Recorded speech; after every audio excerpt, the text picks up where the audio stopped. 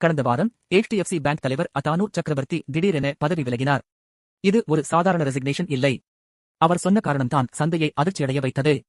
அவர் குறிப்பிட்டது, சில நிகழ்வுகள் மற்றும் நடைமுறைகள் தனது மதிப்புகளும் நெறிமுறைகளும் உடன் பொருந்தவில்லை என்று. இந்த ஒரு வரி அறிக்கை விளக்கங்களை விட கேள்விகளை அதிகமாக எழுப்பியது. அதற்குப் பிறகுதான் பல அடுக்குகளில் தகவல்கள் வெளிவரத் தொடங்கின. முதலில் துபாய் ஃபைனான்சியல் சர்வீசஸ் அத்தாரிட்டி எடுத்த நடவடிக்கை. UAE-யில் இருந்து 3 சீனியர் எக்ஸிகியூட்டிவ்ஸ் நீக்கப்பட்டனர். அவர்கள் அடிஷனல் டியர் 1 பாண்ட்ஸ் தவறாக விற்றதாக கூறப்படுகிறது. இந்த high risk bonds safe deposit போல காட்டியதாக குற்றச்சாட்டு உள்ளது. கிரெடிட் ஸ்விஸ் கொலாப்ஸ் ஆனபோது இந்த பாண்ட்ஸ் முழுவதும் வைப் அவுட் ஆனது. அடுத்ததாக மும்பை லீலாவதி ஹாஸ்பிட்டல் தொடர்பான வழக்கு. ட்ரஸ்ட் நிதி தவறாக பயன்படுத்தப்பட்டது, அன்ஆத்தரைஸ்ட் பேமெண்ட்ஸ் மற்றும் டெபாசிட்ஸ் நடந்ததாக குற்றம் சாட்டியது.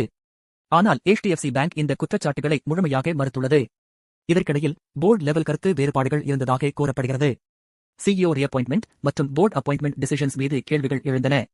டென்யூர் மட்டும் பதவிக்கு காரணமாக இருக்க முடியாது என்ற நிலை. இவை அனைத்தையும் ஒன்றாக பார்க்கும்போது ஒரு விசிபிள் பேட்டர்ன் தெரிகிறது. அது நிறுவனத்தின் உள்ளே இருக்கும் ஃபிரிக்ஷன் மற்றும் ட்ரஸ்ட் குறித்த கேள்விகள்.